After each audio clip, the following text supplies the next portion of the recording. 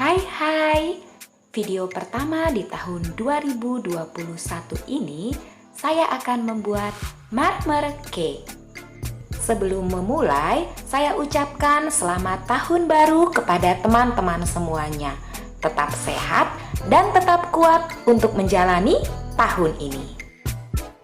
Untuk membuat marmer cake ini, siapkan 7 butir putih telur. Kemudian mixer hingga berbusa. Nah, setelah berbusa seperti ini, tambahkan gula halus secara bertahap. Di sini saya menggunakan gula pasir yang di blender. Tambahkan gula halusnya secara bertahap ya teman-teman, karena kalau langsung semuanya dimasukkan akan membuat adonan putih telurnya menjadi berat. Sekarang saya akan masukkan gula halus yang terakhir. Putih telur ini akan saya mixer sampai tahap soft bake. Jadi soft bake itu nanti dia akan membentuk jambul yang melengkung. Jangan terlalu lama ketika memixer ya teman-teman. Harus diperhatikan tekstur dari putih telurnya. Nah, ini sudah soft bake ya teman-teman. Sekarang kita sisihkan terlebih dahulu. Di wadah yang lain, siapkan mentega. Kemudian tambahkan gula halus. Setelah itu, mixer dengan kecepatan sedang hingga mengembang dan menteganya berubah menjadi pucat. Lama waktu yang diperlukan untuk memixer itu tergantung pada mixer masing-masing ya. Di sini saya memerlukan waktu sekitar 5 menit untuk membuat menteganya mengembang dan warnanya berubah menjadi agak pucat.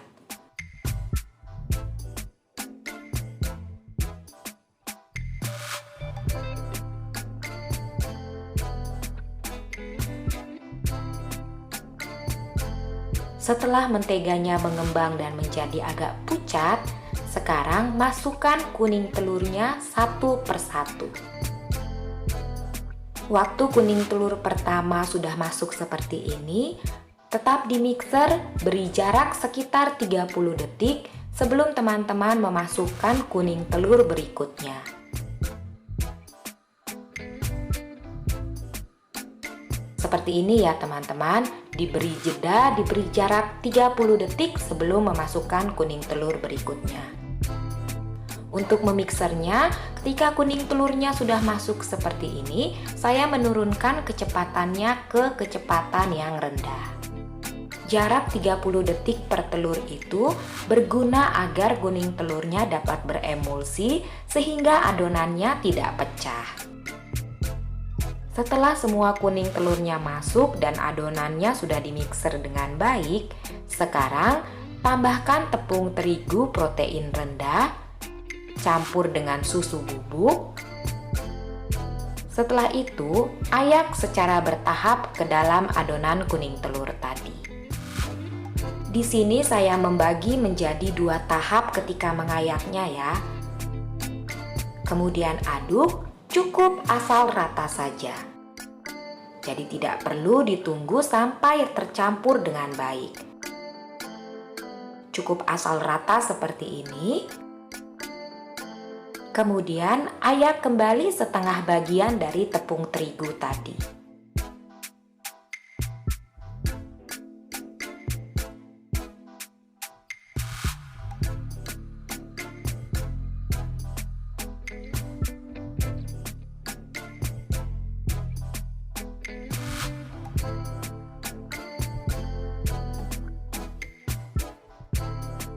Tambahkan pasta vanila. Setelah itu, aduk kembali hingga tercampur rata. Sekarang, ambil kembali adonan putih telurnya, kemudian tuang ke dalam adonan kuning telurnya. Tapi bagi dalam 3 tahap ya teman-teman. Karena kalau teman-teman langsung mencampurkan semua adonan putih telur ke dalam adonan kuning telur, teman-teman akan mengalami kesulitan ketika akan mengaduk rata adonannya. Selain itu, adonan yang sulit untuk dicampur akan memaksa kita untuk mengaduk lebih lama dan lebih banyak. Kalau adonannya terlalu lama diaduk, hasil akhirnya nanti adonan bisa berubah menjadi tidak kental atau encer. Adonan yang tidak kental atau encer itu akan menyebabkan cake menjadi bantat dan tidak mengembang dengan baik. Selain itu, kalau teman-teman menemukan putih telur yang mencair seperti ini, jangan ikut dimasukkan ya. Itu juga dapat menyebabkan cake-nya menjadi bantat. Adonan putih telurnya diaduk perlahan saja hingga tercampur dengan merata. Pastikan tercampur rata ya teman-teman. Adonan ini kemudian saya bagi menjadi 3 bagian. Satu bagian tetap saya biarkan berwarna kuning dan 2 bagian lainnya saya berikan pasta. Untuk yang ini saya berikan coklat bubuk. Kemudian saya tambahkan pasta coklat dan aduk secara merata. Coklat bubuknya diayak agar lebih mudah ketika dicampur ya. Kemudian yang ini saya tambahkan pasta red velvet.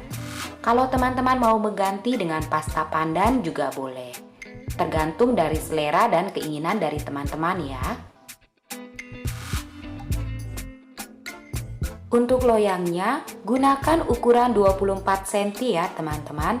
Ini saya menggunakan ukuran 22 dan masih ada sisanya.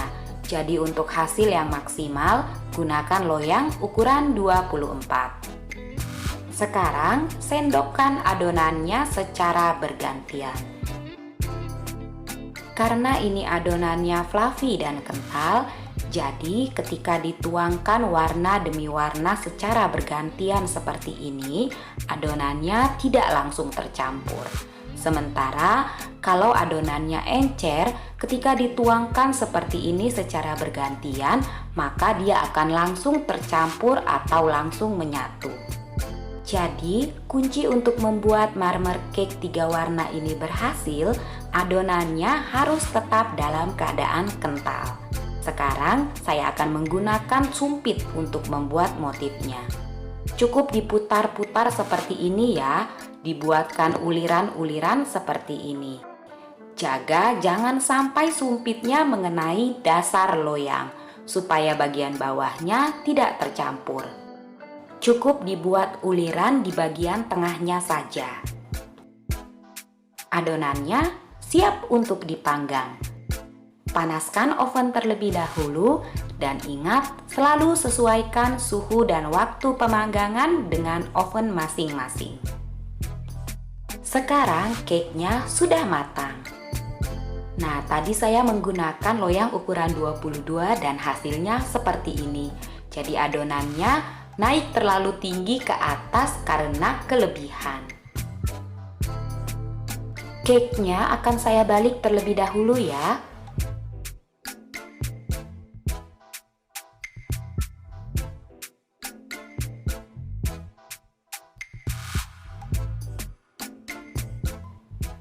Tara, berhasil! Marmer cake 3 warna. Biarkan cake mencapai suhu ruang sebelum dipotong.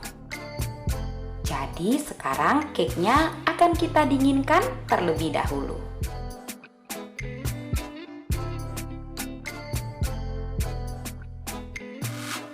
Marmer cake ini sejenis butter cake. Jadi teksturnya padat dan tidak ringan.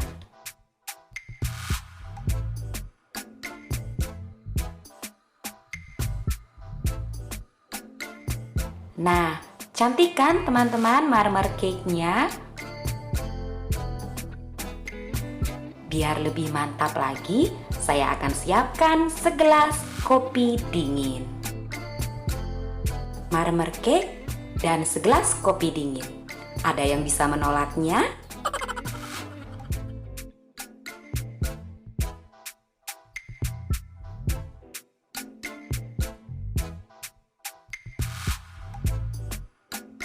Saya coba dulu ya rasanya seperti apa. Ini ketika dipotong lembut banget teman-teman.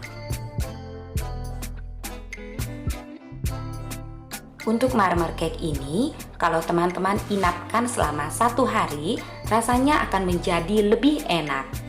Jangan lupa simpan cake dalam wadah yang tertutup rapat. Selamat mencoba ya teman-teman, dan terima kasih sudah menemani saya di video kali ini. Sampai jumpa di video berikutnya. Bye-bye!